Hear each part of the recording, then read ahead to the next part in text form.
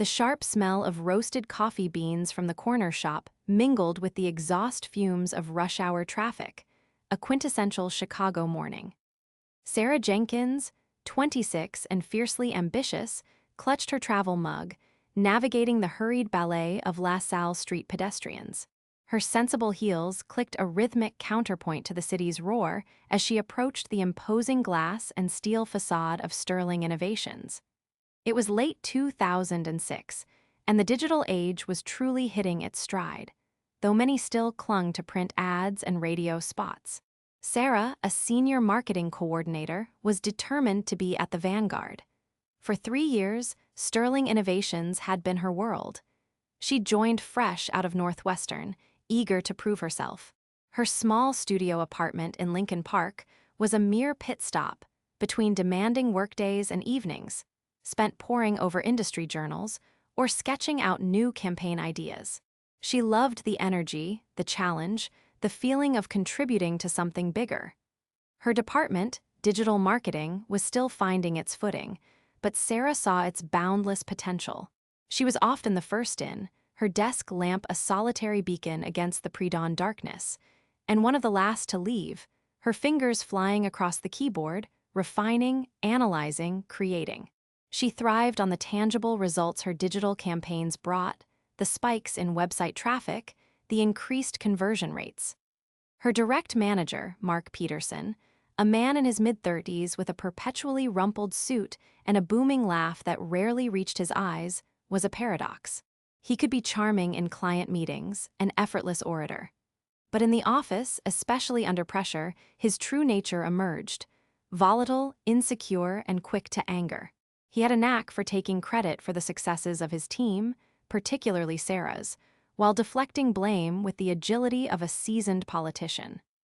Sarah, initially admiring his outward confidence, had slowly begun to see the cracks in his carefully constructed facade. He was the kind of manager who demanded perfection, but provided vague instructions, then criticized the outcome for not matching his unarticulated vision. His latest obsession was the evergreen retail pitch, a massive opportunity that could catapult Sterling Innovations into the top tier of national agencies.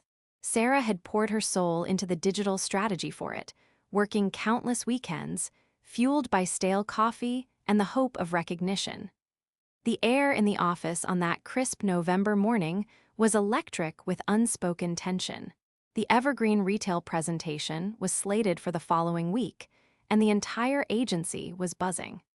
Sarah had just put the finishing touches on her comprehensive digital strategy proposal, a meticulously researched, innovative plan that leveraged nascent social media platforms and cutting-edge SEO techniques, pushing boundaries others hadn't yet considered. It was her best work yet, a testament to her dedication and foresight. She felt a surge of pride as she saved the document, a sense of quiet accomplishment. She booked a meeting with Mark, heart thrumming with nervous anticipation, but also a genuine excitement to share her vision. She believed in this strategy, believed it could win evergreen retail for them. She found Mark in his office, his back to the door, staring out at the city skyline, a half-eaten Danish on his desk. The remnants of a phone call, sharp and clearly unpleasant, seemed to hang in the air. "Mark, do you have a moment? The Evergreen Retail Digital Strategy is ready for your review." Sarah's voice was bright, hopeful. Mark spun around, his face a mask of irritation, his usual charming veneer stripped away. His eyes, usually a steely blue, were dark with something akin to rage. "Jenkins," he grunted, motioning impatiently for her to sit. He didn't even glance at the sleek binder she placed on his desk. "I've integrated all the feedback from last week, optimized the budget projections, and even included a few new concepts for brand engagement," she began, her enthusiasm undimmed, trying to ignore the prickle of unease. He picked up the binder, not opening it, but flicking through the pages with a dismissive thumb. He paused at a section she'd worked on until past midnight, her unique spin on an interactive digital campaign. A cruel, humorless laugh escaped him. "New concepts? What's this nonsense, Jenkins? Dynamic engagement portals? Influencer outreach? You think we're running a startup in Silicon Valley. This is Sterling Innovations, not some fly-by-night operation. His voice was low, cutting, a predator cornering its prey. Sarah felt a chill. But Mark, the data shows, he slammed the binder shut, the sound echoing in the small office. He leaned forward, his face inches from hers, his breath smelling faintly of coffee and stale anger. The data shows, Jenkins, that you are incredibly naive. You want to chase every shiny new object, don't you? That's why you're good at the grunt work. That's why you're a coordinator. You generate ideas, sure, but you lack the strategic mind, the gravitas, the vision to lead. His voice grew louder, laced with a venom she hadn't heard before, fueled by whatever unseen frustration had plagued him before she entered. You think you're hot stuff, Jenkins? You're a worker bee, not a leader. Don't ever forget that. You'll never be promoted as long as I'm here. Not to anything significant anyway. You simply don't have what it takes. His words, delivered with such cold, calculated cruelty, struck her like a physical blow. The air in her lungs seemed to vanish. Her eyes, wide with disbelief and hurt, met his. There was no remorse, no flicker of understanding in his gaze, only a grim satisfaction. He stood up, towering over her. Now, take this, fantasy, and make it actually presentable. And don't bother me with it until it's something a real agency would pitch. He tossed the binder back onto her lap with a thud. Sarah felt a searing heat in her cheeks, a sudden prickle behind her eyes. Her hands trembled as she clutched the binder.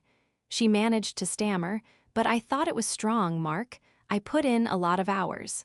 Her voice was barely a whisper, thick with unspoken hurt. "Hours don't make you smart, Jenkins. Now get out, I have real work to do." He turned his back to her again, dismissing her with a wave of his hand. The walk back to her desk felt like an eternity. Each step was heavy, each breath shallow. The vibrant office, usually a source of inspiration, now felt suffocating. She sat down, staring blankly at her computer screen, the words of her carefully crafted proposal blurring into a meaningless jumble. Tears pricked at her eyes, hot and insistent. The humiliation was a raw wound, festering in her chest. Not just the dismissal of her work, but the brutal, public declaration that she was inherently incapable, that her aspirations were futile. "You'll never be promoted as long as I'm here." His words echoed, a cruel mantra. She felt a wave of nausea, a dizzying mix of anger and despair. The usually bustling open-plan office seemed to fade into a blur. She stood up abruptly, grabbing her purse, needing to escape. She mumbled something to a startled colleague about needing fresh air and practically ran for the elevator. Once outside, the cold November wind was a shock, but it did little to clear her head. She walked aimlessly, the city's cacophony a dull roar against the piercing silence of her own mind. She found herself in a small park, sitting on a bench, oblivious to the passers-by. The tears came then, hot and relentless, streaming down her face. She felt utterly broken, her confidence shattered, her dreams reduced to ashes by Mark's callous words. Quit. Yes, that was it. Just quit. Find another job, somewhere she wouldn't have to face his sneering superiority, his dismissive glare. But then, a flicker of defiance. Why should she let him win? Why should his insecurity define her future? That evening, huddled on her sofa, wrapped in a blanket, a half-eaten pint of ice cream forgotten on the coffee table, she called Jessica. Jessica Hayes, her best friend since college, was a no-nonsense paralegal with an uncanny ability to cut through emotional clutter. Sarah recounted the entire incident, her voice thick with residual tears and simmering rage. "He told me I'd never be promoted, Jess. Not as long as he was there. He said I was just a worker bee, not a leader. He said I didn't have what it takes." Sarah's voice broke. Jessica listened patiently, then her voice, usually calm, bristled with indignation. "That arrogant pig. Sarah, don't you dare let him get inside your head. You are one of the most brilliant, hardest-working people I know. He's threatened, that's all. He sees your talent and it makes him shrink." But what if he's right? Sarah whispered, the self-doubt a venomous whisper in her ear. What if I'm not cut out for it? Maybe I'm just good at the execution, not the strategy. Bullshit. Jessica's voice was firm. You have more strategic vision in your little finger than he has in his entire pompous body. Don't you dare give up on your dreams because some mediocre man felt emasculated by your brilliance. This isn't a sign to quit, Sarah. This is a sign to fight. Jessica's words, though harsh, were a lifeline. They ignited a tiny spark of resistance within Sarah. The despair slowly gave way to a cold, burning anger. Mark wanted her to give up. He wanted her to internalize his dismissive judgment. But what if she didn't? What if she used his contempt as fuel? The next morning, the anger had solidified into a steely resolve. Sarah walked into Sterling Innovations with a new purpose. Her usual morning routine felt different. There was a quiet intensity about her. The sting of Mark's words still lingered, but it no longer paralyzed her. It galvanized her. She wouldn't quit. She wouldn't just endure. She would triumph. And she would do it in a way that left no doubt about her capabilities, a way that would make Mark Peterson choke on his own words. Her first step was observation. She became an almost forensic analyst of Mark's management style. She noticed his disorganization. Files piled haphazardly, emails often left unread, crucial details overlooked until the last minute. She saw his tendency to delegate the truly innovative work to her, and then present it as his own, subtly altering a few slides or changing the phrasing to obscure her original contribution. His strategic vision, when scrutinized, was often reactive, not proactive, relying on past successes rather than anticipating future trends. He was a master of superficial charm, but his lack of genuine leadership and inability to inspire his team were glaringly apparent to her now.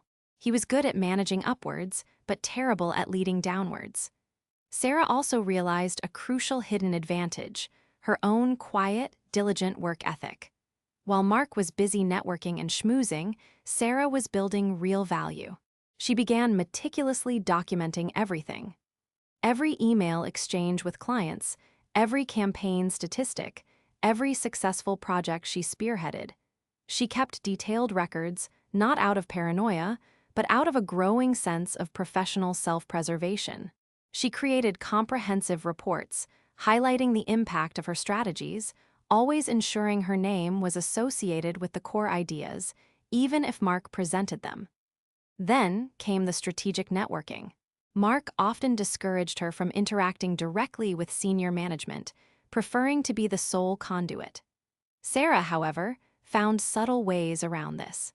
She started volunteering for cross-departmental projects that Mark typically avoided, seeing them as too much effort for too little immediate gain.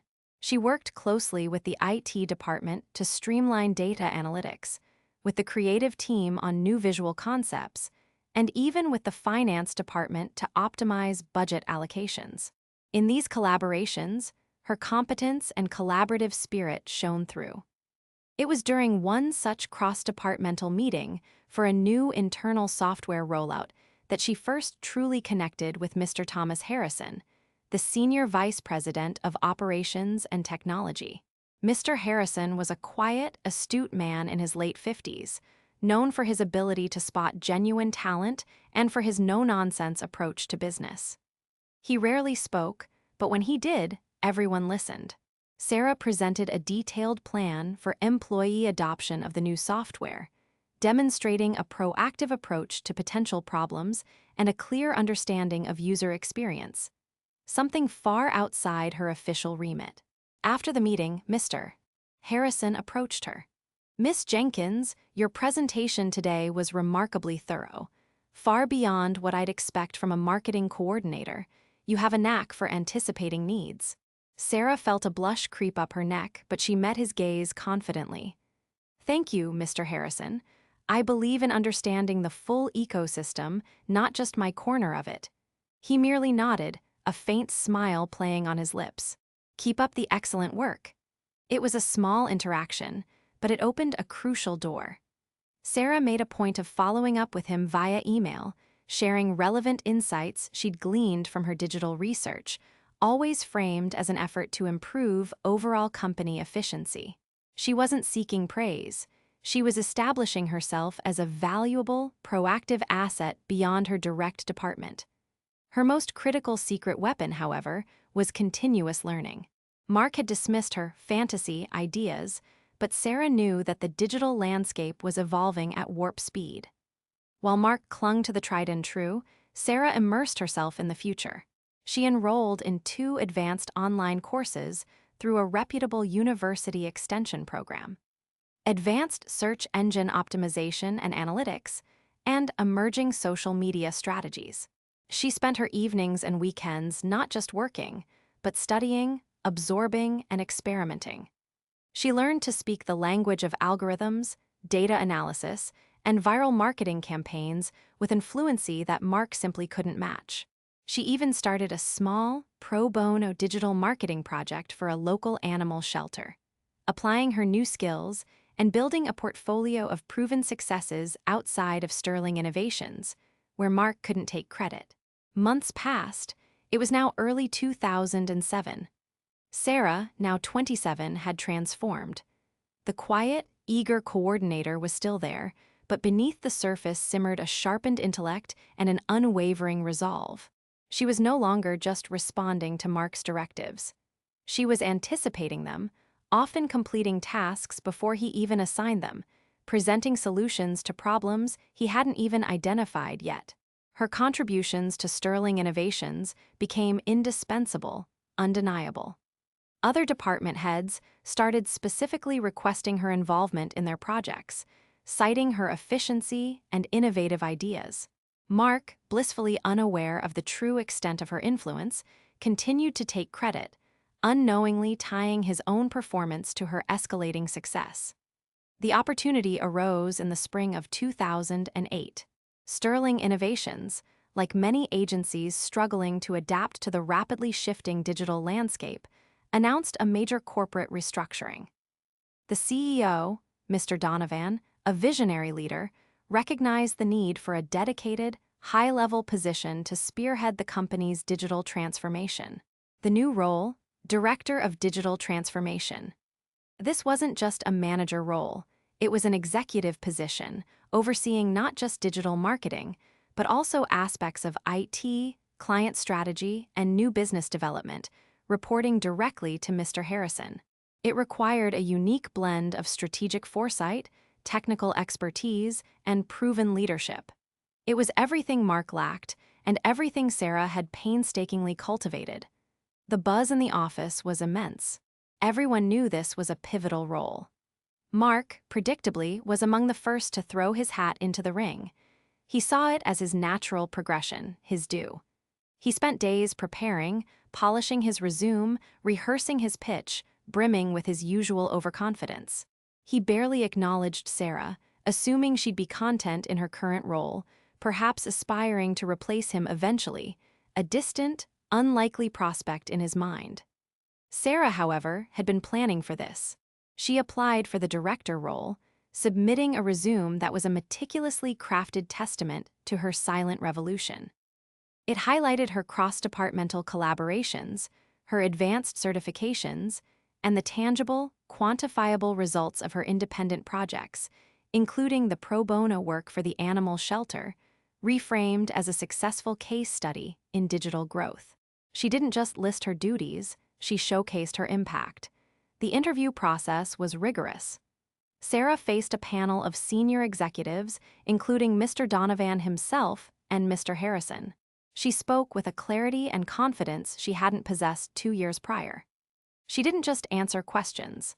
She presented a comprehensive, detailed vision for Sterling Innovations' digital future, a roadmap filled with innovative strategies, data-driven projections, and a clear understanding of the company's competitive landscape. She demonstrated not just knowledge, but an innate understanding of where the industry was headed, backed by her months of diligent study and practical application. She articulated how her proposed strategies would not only win new clients, but also optimize existing operations, making the company more agile and profitable.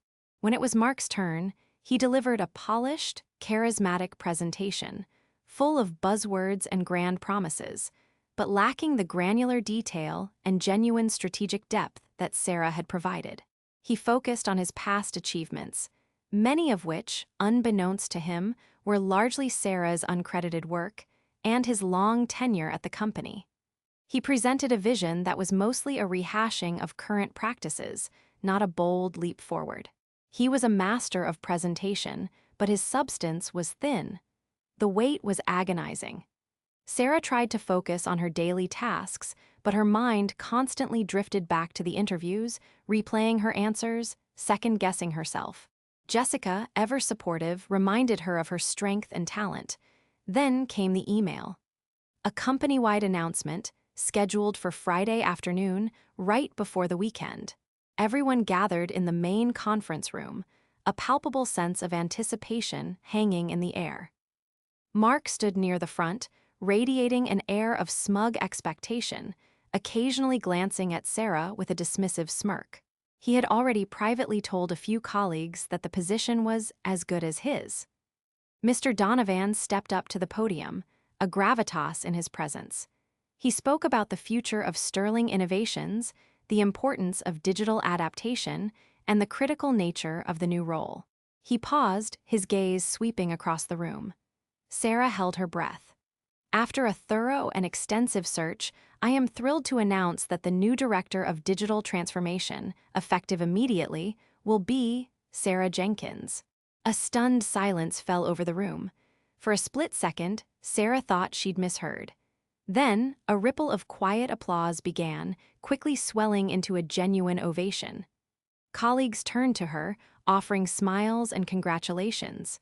Her heart pounded in her chest, a mixture of overwhelming relief, pure elation, and a strange, quiet satisfaction. She had done it. Her eyes, almost instinctively, found Mark. He stood frozen, his face a mask of utter shock, then a slow, crimson flush crept up his neck, staining his cheeks. His jaw worked, but no sound came out. The smug confidence had evaporated, replaced by raw disbelief and incandescent fury. He was no longer just her manager. He was now subordinate to her, overseeing a department that would now report directly into her. The woman he had publicly humiliated, the worker bee he had declared would never be promoted as long as he was here, had just been promoted over him. Later that afternoon, after a whirlwind of congratulations and calls from well-wishers, Sarah found herself alone in her new office. A spacious, corner office with a stunning view of Lake Michigan, one Mark had probably coveted. She sat at the gleaming mahogany desk, the new nameplate reading, Sarah Jenkins, Director of Digital Transformation. A solid, tangible affirmation of her victory. The initial wave of triumph was exhilarating. She had proved him wrong, not with anger or confrontation, but with quiet, relentless excellence. She had taken his venomous words and transmuted them into fuel, painstakingly building a career path he couldn't see, let alone block. But as the initial high faded, a different emotion settled in. It wasn't the fiery, vindictive satisfaction she might have expected. It was something more profound, more complex. She hadn't just gotten revenge. She had undergone a metamorphosis. The journey had forced her to dig deeper, to cultivate strengths she didn't know she possessed. The weight of the new responsibility settled on her shoulders, not as a burden, but as a challenge she was now ready to meet. Mark Peterson lingered at Sterling Innovations for a few more months, a ghost in the hallways. His once booming laugh was rarely heard, his swagger replaced by a brooding resentment. He tried to undermine Sarah, to question her decisions, but his efforts were toothless.